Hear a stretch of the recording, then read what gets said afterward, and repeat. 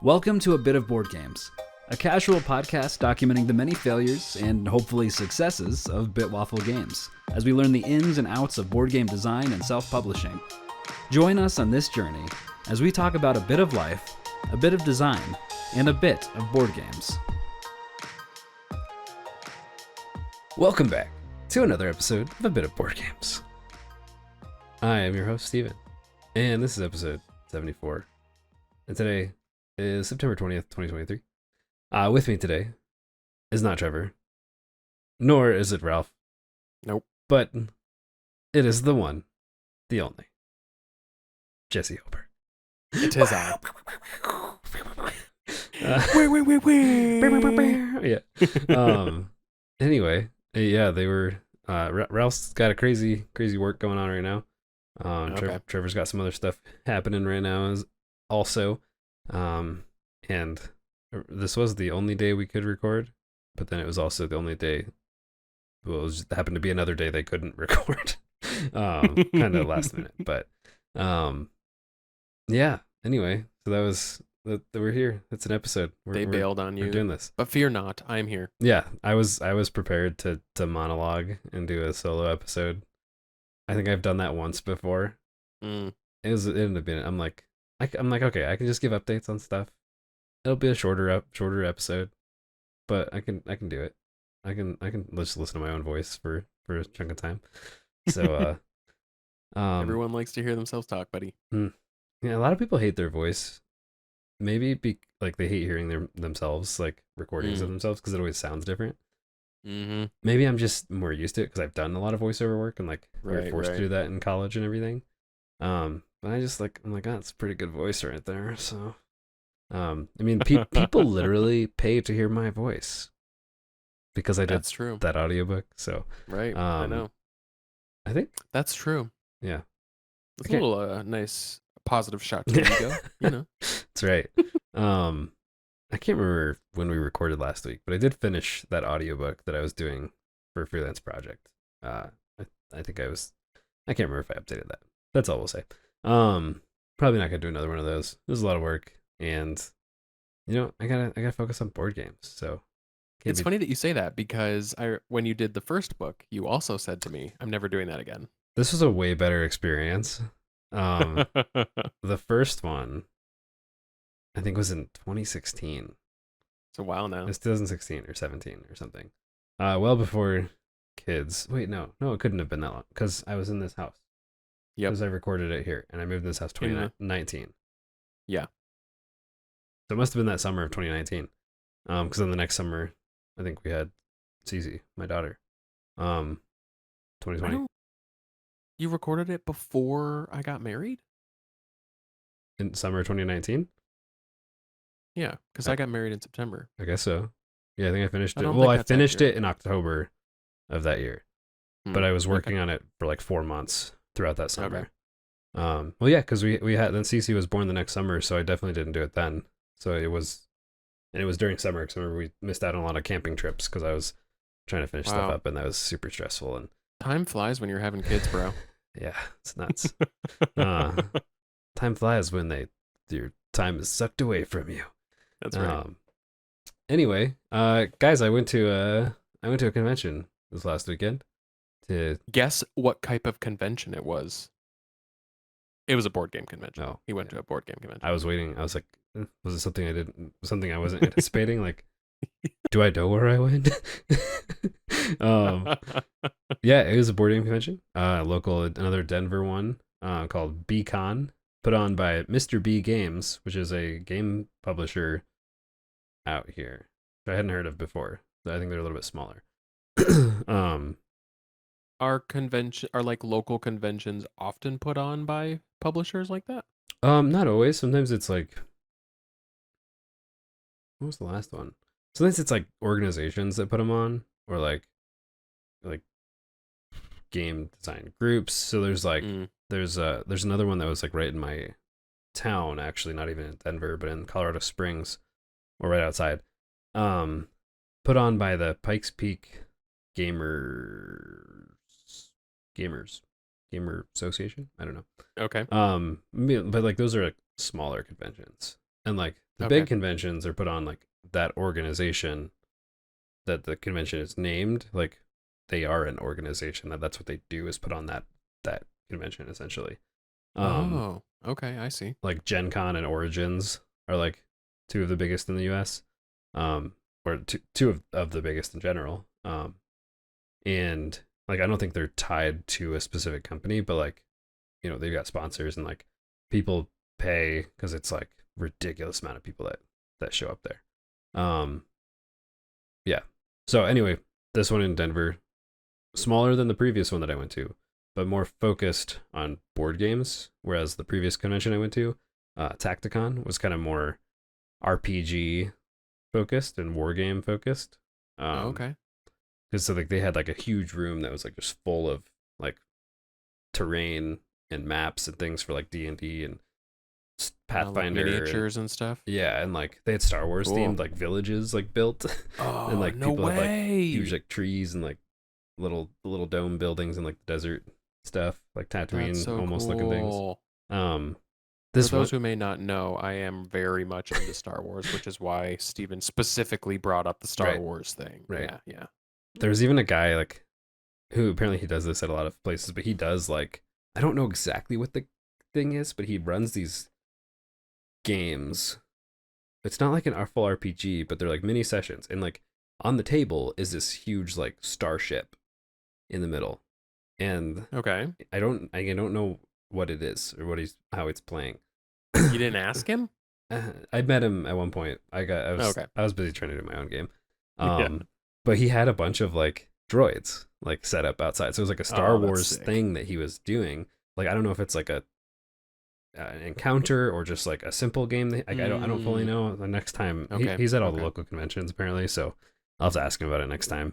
But there was like R2D2 and a bunch of like the same model droids, but all different like colors and stuff that he's painted. And he's a very like charismatic, like outgoing person. So like you'll be across the whole like convention place and just hear him like yelling out something that happens, and like he is awesome. He's a really nice guy. That's cool. Yeah. So anyway, went to this convention, and it went great.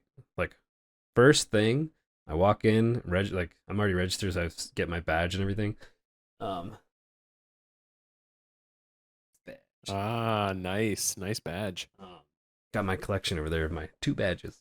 Nice. And the first thing they do is they have you roll 2 dice, to see if you win a free game.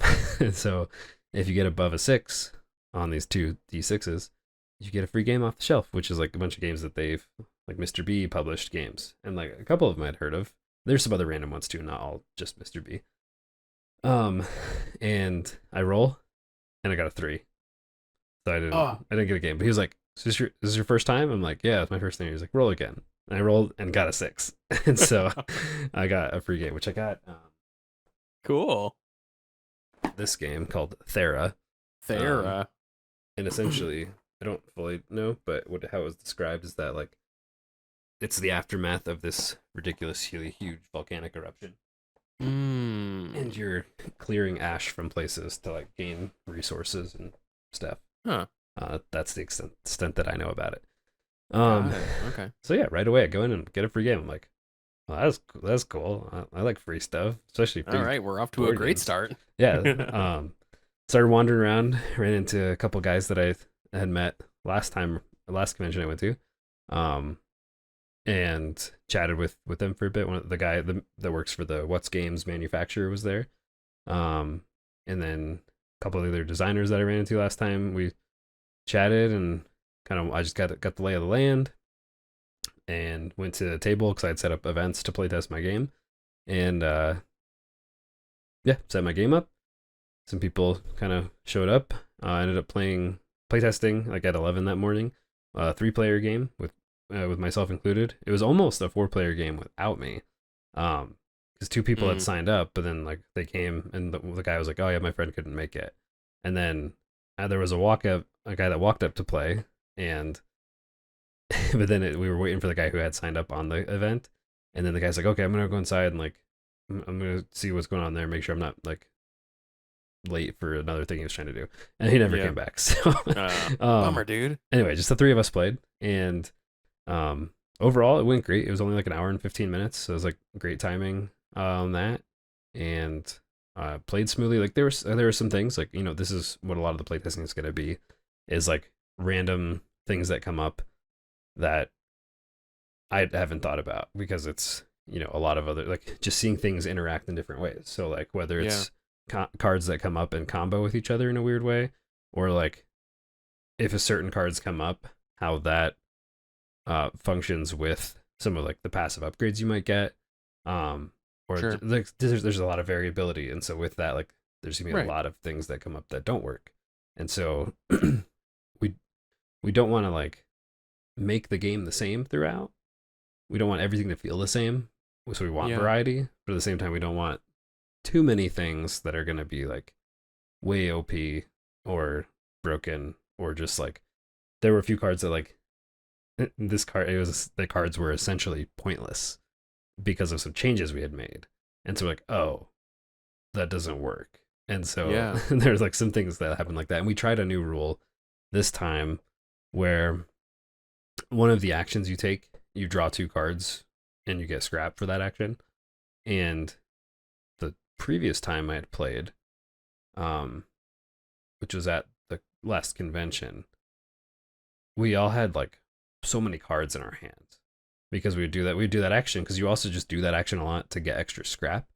And so we would do that, and then we just had way too many cards, and like some that we weren't going to choose. So this game, we're like, okay, what if it's draw 2 and you only keep one of them? So we did that. But then we had times where people didn't have any cards in their hands.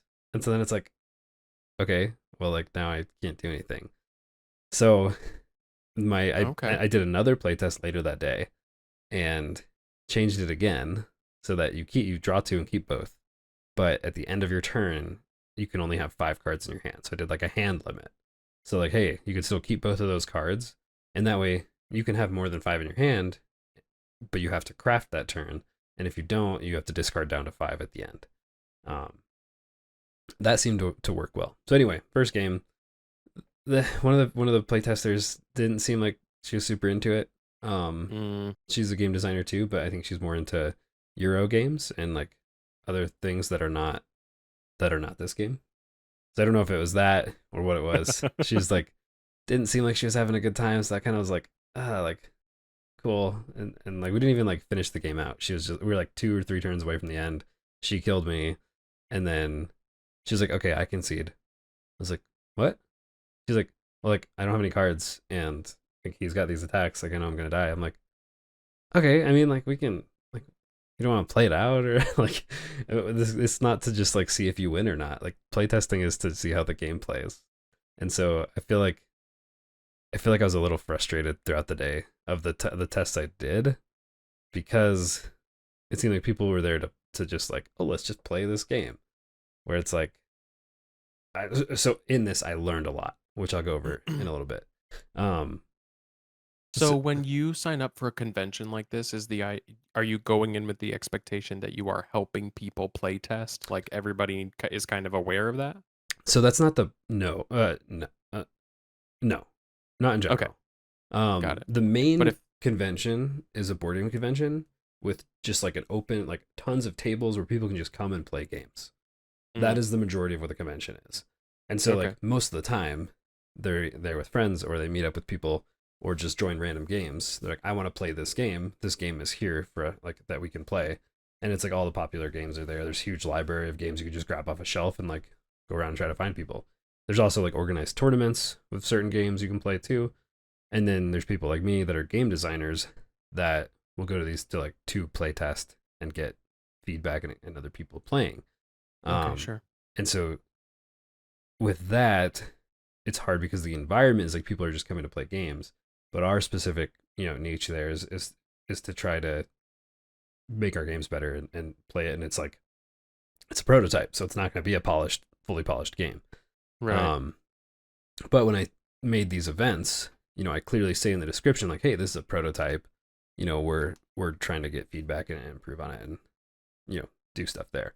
So yeah, like we say that in there, and when we start the game, like obviously it looks like a prototype. It's black and white on cardboard, and like, Sure. and so I'm like, hey, like this is a prototype. There's definitely some things that don't work. We're trying some new rules. So like, I feel like people should have different expectations going in. Um. So anyway, first playtest overall, like it went well. The other guy seemed like he was having fun. Um. It is what it is. I got some feedback from it, like some notes and stuff, so that's good. Yeah. And then the event that I signed up for was called this prototype alley, and so there was like an hour where essentially you set up like a demo of your game. You set up your game, and publishers and other people will come through, and you essentially give them your pitch for the game. And so so you have it all set up, give them the pitch of what the game's about, how it plays, things like that. And I had misunderstood it. I thought I was supposed to come up with a demo, and people would come through and play a couple rounds to like to feel out the game.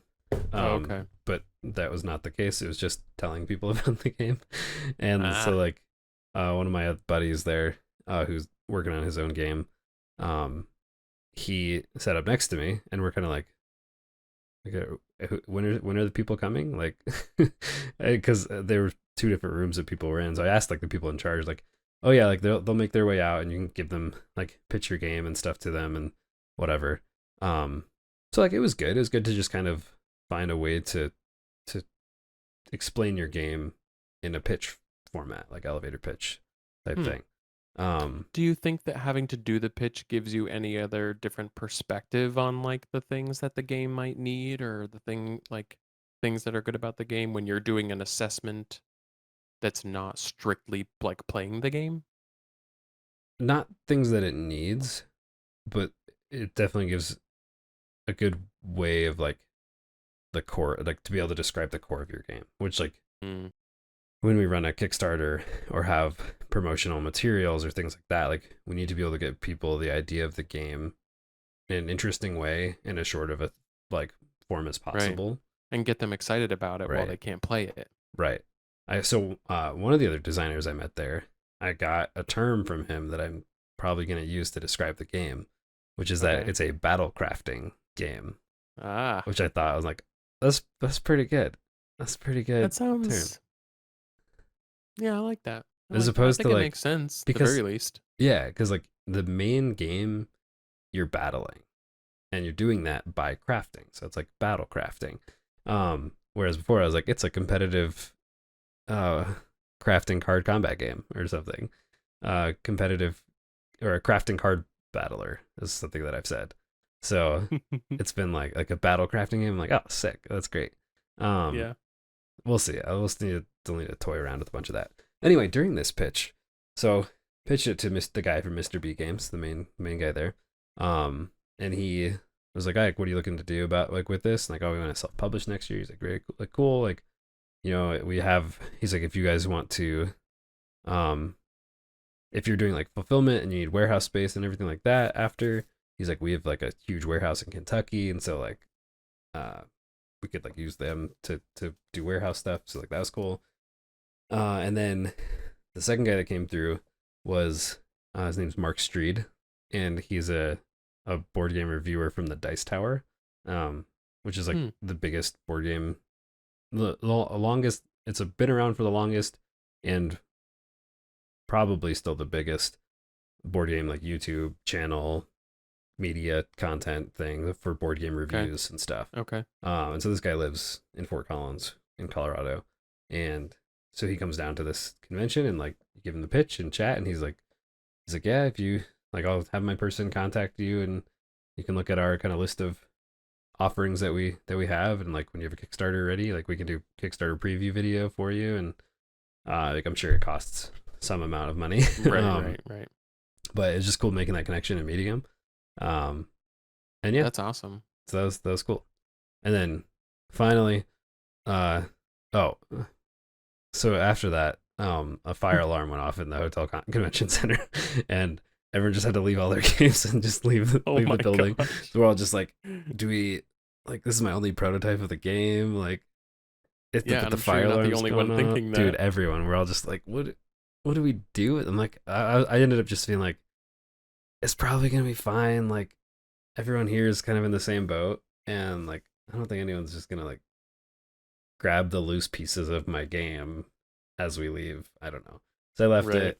We went outside. I just ended up going in my car and just hung out in my car for a bit, and then saw people How long going. were you outside? It was like 20 minutes. Oh, Um, jeez. and turns out it was just a fire drill, and like they On the convention day? uh-huh. And like I mean, we're a small convention, so um yeah, there's a fire drill. We're just like, this is ridiculous. Go back in anyway, set up, whatever. That afternoon, immediately after, so that was actually before the prototype alleys when the fire drill happened. And then immediately after the prototype thing, like I'm getting hungry. I had eaten like a PBJ earlier that I brought. But I'm like, I'm kind of hungry. I need some coffee. I'm exhausted. And so I was like, oh, cool. This is like 2 to 3. I'll go grab a coffee because I'm going to be here late. And then I'll just like, go get outside, hang out for a bit, and then do my other playtest session, which was going to be at like 5. And so I'm like, oh, I got like 2 hours. I can go play someone else's game, wander around. And then um, these two guys just like come up to my table and like at 3. And they're like, hey. I'm like, hey, how's it going? And they're like, good. Yeah, like I've been wanting to play this. I'm like, oh, okay. Like, what? Nice. Yeah, cool. And so he's a part of the same like Facebook group, the Colorado like game design group I'm in. And so Okay. he had seen some of my posts there and like really wanted to play it. And so they sat down, and then the guys, he's like a little older than our parents. Um Maybe like 70. If you're listening to this, I'm really sorry if I'm overestimating that, but hoping I'm giving you a My couple years sincere, there. Um, our sincere apologies. yeah. You're the best. So anyway, he and his wife were there, and they wanted to play, and then they had a friend with them as well, and so I sat out that game and just kind of like hosted the game, Mm. um, and the three of them played, and it was really good. It is kind of a weird thing because it took a really long time, but the game didn't take a really long time because like Mm. the the game design group that I'm in, they wanted to do a group picture at like 4 o'clock, and Okay. so and the people that were playing the game, they were having conversations with friends that came by and stuff too, and so um overall a good experience. Just took a bit longer. Um, What did they say about the game? they Like, liked what was it, their yeah. overall impression? They Yes, did. they like, so like they're like the guy like has designed some of his own games, and the other guy had a lot of very like he had some really good feedback. The other guy Cool. of just like very detailed things. Sometimes like I'm like, okay, like it is a prototype, like I don't need this much detail necessarily. Mm. Um, Going into like specific balance of every card and every little resource. He's like, well, this card has cost this many resources, and you get to do 2 attacks for 3 damage. So that's 6 damage. This card costs like a little bit less, but you also get to do the same amount of damage. So there's things like that. I'm like, okay, like some of it, like the variability. This is not like a mathematical equation. Like there's going to be some things that maybe feel a little different, and you don't want everyone to just be like, you have a sword, I have a hammer, you have a whatever, but they all act the same. Like you don't want them Mm-hmm. to just be the same. So there's some of that. But overall, got some really good feedback from it. Um, and the most important thing with that is like when you're getting feedback, to not to not take it personally, and Mm-hmm. two, to not be like not get defensive about it, and not be like, Yeah. well, like he's like, oh, this card is imbalanced. I'm like, well, like they're not supposed to. Like I don't want to respond that way because Right. that it just doesn't look good. And Yeah. so like when you get that kind of stuff, it's like, okay, cool. Like make notes of everything, and like don't try to over explain and be like, well, I did it this way because of this. Like take it because there's obviously something there that is not working well for them or that's bothering them. And so even if it's Mm-hmm. not that specific piece, like you can take a step back and look at the data and kind of Right. see, okay, what's like the reasoning behind that? Like what's going on with that? Yeah. Um so Well, I yeah. know we've talked a few times about how the different playthroughs of the game specifically definitely feel unique each Yeah. time. Right. So at least you have that feedback from that playtest. And in addition to that, at least when you are ready to maybe get a little more granular for that specifically, or maybe when you do another round of balancing, because I know that that is a iteration that happens more than Yeah. once, obviously. At least you do have that feedback for that time. You know, it's Right. not like you can't ever use that. Right. Yeah. So anyway, it was a long day. There's also a really bad experience at dinner that night too. Oh boy. So anyway, this game ended up going like 2.5 hours overall. The game, again, not the game, but the time that we were from where we Sitting started there, yeah. to where we wrapped up was 2.5 hours with Okay. like organizing a group photo. They stepped away to like chat with friends for a bit. Other variables. I'm just like, all right, again. Okay, so with that, I'll talk about the things I learned. Okay. And then I'll go over the dinner experience. Oh boy. So this is only my second convention going that I've been to. In general, second convention, like second board game convention I've ever been to, and also second one like with a game that I'm trying to test and everything. Sure. The first one I only got one playtest in. This one I got two in. Awesome. A couple things that I learned. So one, don't do a lot of stuff leading up to this to conventions, and give yourself time to prep and be ready for it. But since I was like work was nuts, I was doing this audiobook. I didn't have time to like get things in order that I wanted to, and so like Friday night, Libby and I were kind of cutting out these like hastily made business cards and like making sure reprinting out the stickers to go on top of the player boards with the updated stuff we changed there. So just some like tweaks and all that stuff too. Like we were doing like night of when like I wanted to do it like the week prior, but just couldn't. Sure. So one, don't take on too much in your life, general life lesson here that I still haven't learned. It's true. Learn when to say no. Yeah. There was other things. Two, have a good business card. Like everyone was like, oh, like how can I contact you or different things like that. And I made like a business card that looked fine, but I printed it on cardstock at home, and it was like our logo on one side and a QR code to our website on the other. But then they wanted contact info, and I'm like, oh, my email's not on there, my name's not on there. It's literally just like it goes to my website, and so like I'm like maybe I should have information on there, and like technically they could find that stuff on my website, but are they really going to dig around for that stuff on my website? And like, right, even to email me, they'd have to go to like the contact page there. So I'm like, okay, right. that's one thing I'll do better. You've got about 6 seconds for a person to be like, what information do I need? And if you don't have it in that time, then they aren't looking anymore. Right. So again, I'm trying not to be like, oh, that was stupid. Like, why didn't I do that? I'm learning from these experiences. Another thing I learned is that be very clear when playtesting that it is a playtest, and set caps on it.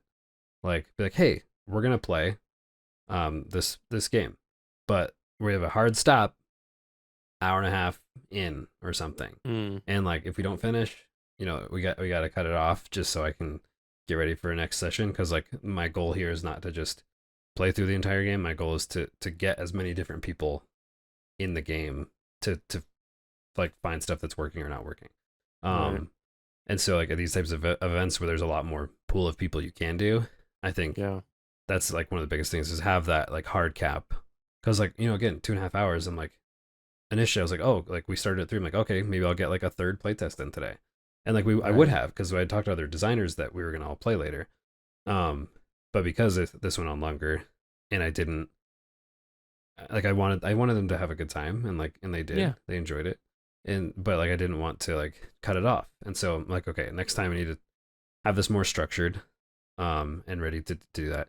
And then maybe a final thing, have a more structured approach to getting feedback at the end.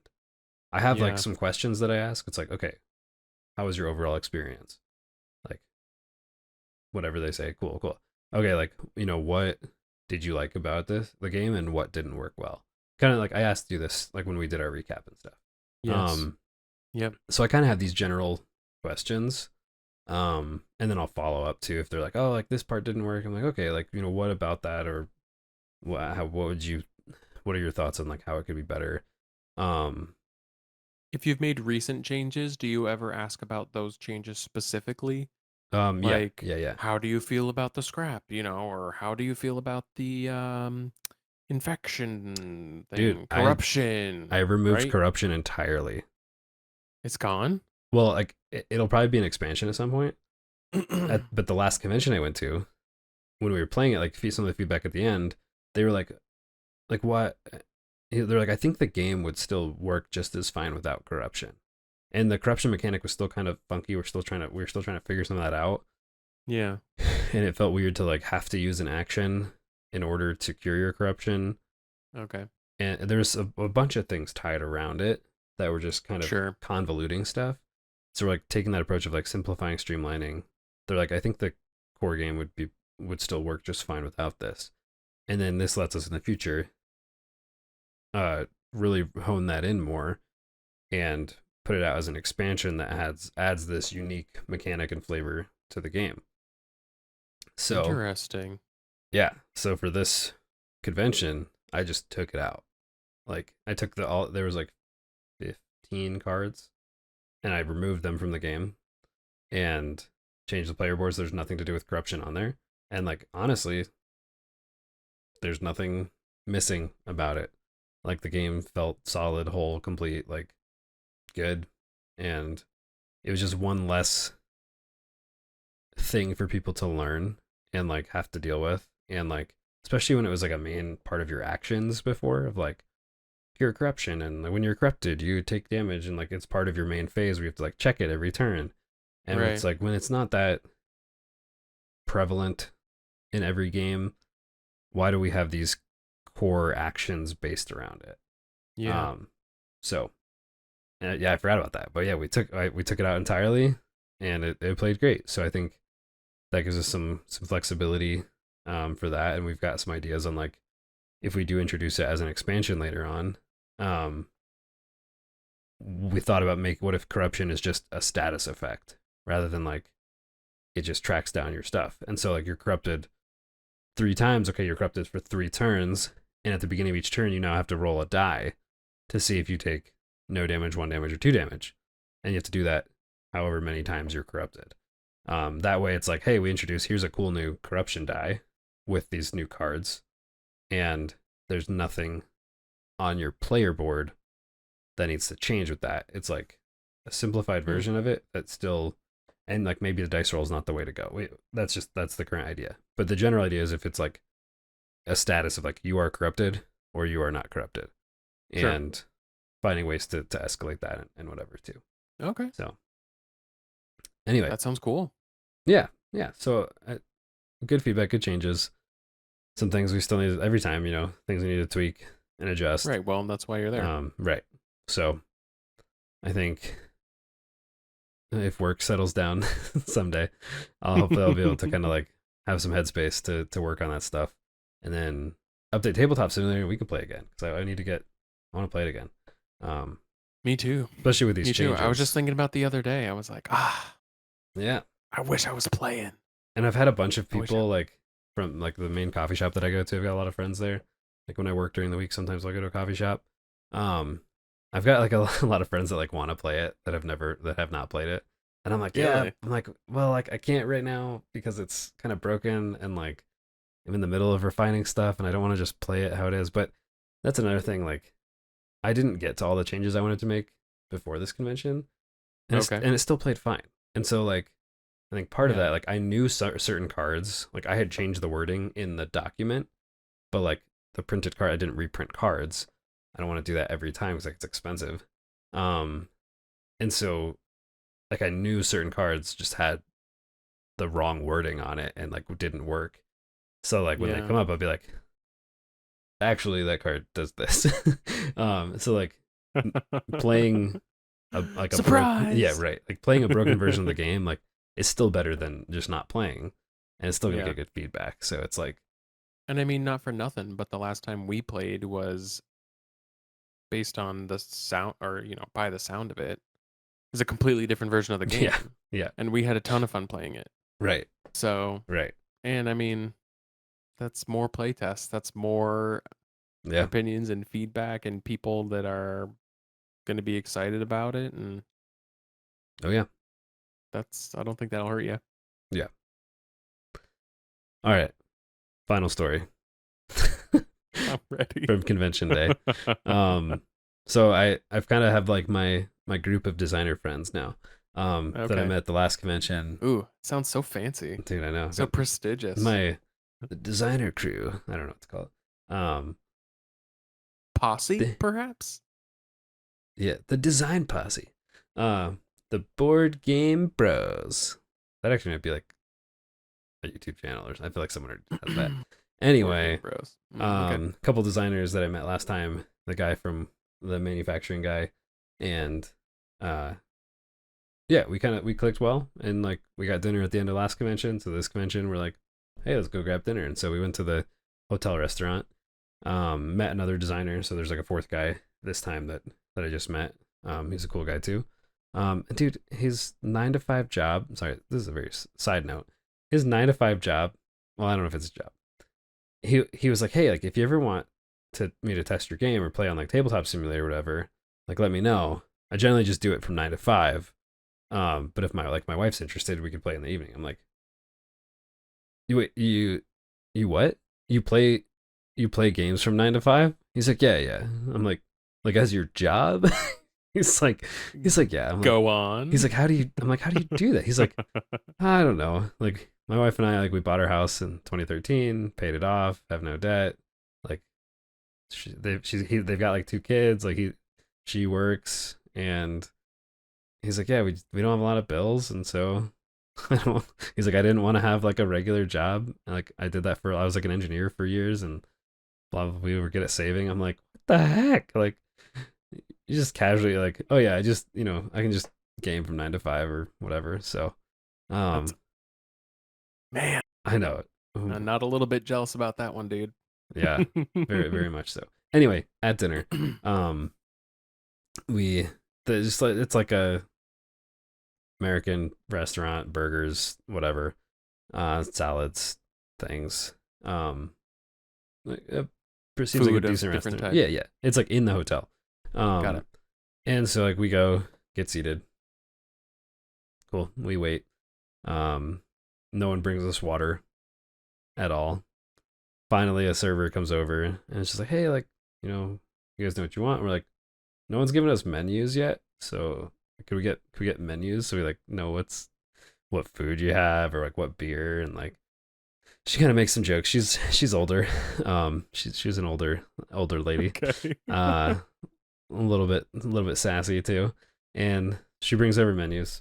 And still like we never got water the entirety of this time. Like usually they just give you water at the beginning. Right. No one, and like other tables had water, like as they sat. I'm like, okay, not yours. I'm like, this is weird. I've got my water bottle. I'll drink that water fountain water I put in there.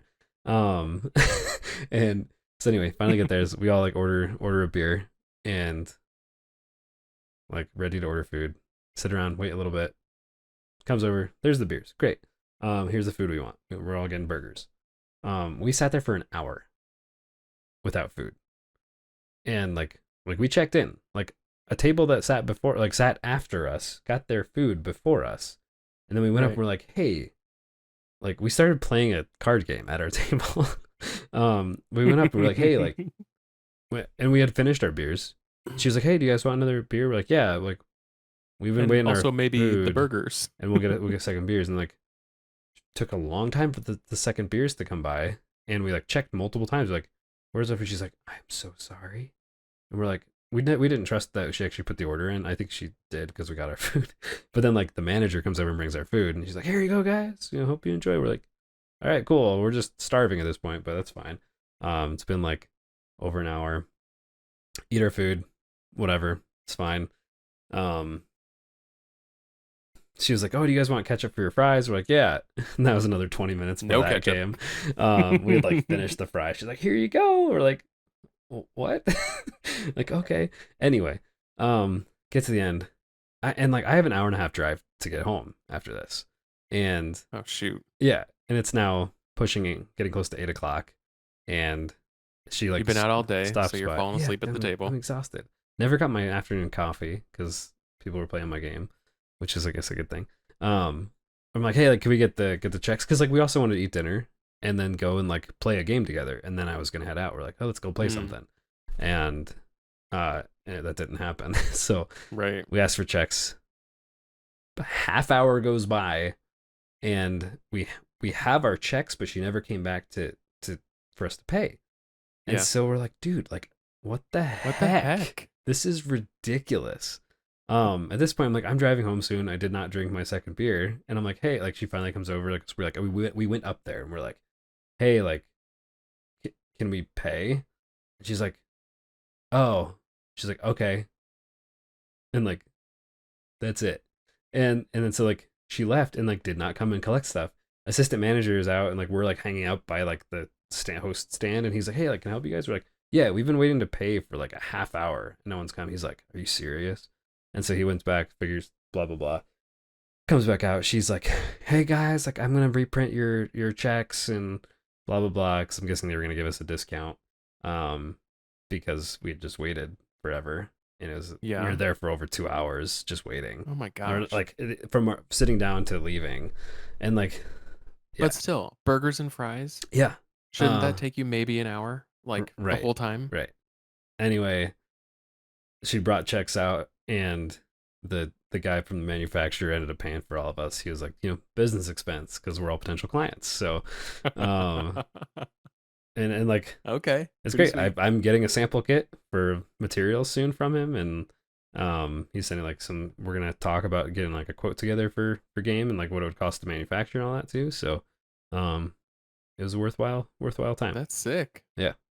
But I'm sorry you had to sit in a restaurant for 2 hours, Dude, yeah, it was without any sustenance. it was a weird day, man. Essentially. It was such a weird day. Dang. Anyway, You made it through. we did. You're here to tell the tale. We did.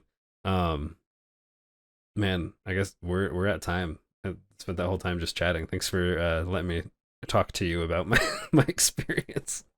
My pleasure. Happy to lend my ear. I was gonna include you more in the conversation, but then it just took a lot longer to talk through all this. So You had a lot to get off your board game chest. it's I true. gotcha. Yeah. I got this other game, Illiterati. Yeah, you sent me a picture of that the other day. It looks so cool. Dude, it's For so those who may not be watching and who may yeah. be listening, the cover art is really cool. Kind of this cartoony, like Sherlock Holmes Mm-hmm. vibe Yeah. with kind of like over accentuated features. Very cool. Yeah. It's called Illiterati, a play Mm. on Illuminati. And who publishes this game? Gap Closer Games. Okay. I don't know. Very cool. But it's really fun. It's kind of like Bananagrams, but with a twist and with a theme and more puzzly aspects to it. So it's not just creating, like, you have tiles with letters, but you're not just creating some puzzles. any letters. Yeah. And you're trying, the theme is that you're librarians trying to bring knowledge back, while the illiterati is trying to get rid of knowledge in books. So like you're playing and you're trying to bind books. You like draw a book card, and you'll be like, you have to make words out of 8+ letters that are animals. And so I have 10+ tiles in front of me, and I have to make words that are animals. But if I can't make animals out of all those, I just have to make any word, as long as it's a word where it's like safe for that round. But you can't finish and bind your book until you have enough words in that theme. And so like I could just do any words just to get tiles filled, because then at the end of the round you can draw more tiles. Well, yeah, and it's on a timer for like 3 minutes. And so at the end of the round, you flip a villain card, a member of the illiterati, and they have like Sorry. Yeah. They have an ability that's like to my head. Yeah, that like certain things will happen. It's from Brack's Tales of Suspense, which if you don't know this, you need to look up. Yes, immediately. Space Ghost, Brack, it is worth and it. Zorak, and all that stuff. I just want to say about this really quick. Real quick, yeah, go for it. The audio, I think by itself is better than like watching Yeah. Brack. Because like when you watch Brack, you're kind of like, this is stupid. But if you just listen to it and you just like let the comedy wash over you, it's much better. Yeah, it's a great experience. Anyway, Illiterati. It's a fun game. It's cool stuff to it. I'm excited to play it. It's a short game. You know, it doesn't take too long to learn. Doesn't take too long to play, and it's fun. So, anyway, that's all the time we have for this episode. Thanks again for tuning in. If you want to keep up to date on what we're doing, keep listening to this podcast on all of the platforms that you may listen to it on, and give us a good rating if you have the time. Like and subscribe to the things. Also, you can find a link to our Discord and other socials at wafflegames.com, as well as a place to put in your email so that I can spam you. So you can get our monthly newsletter. Anyway, thanks again for being here, and we'll see you next time. Later. Bye.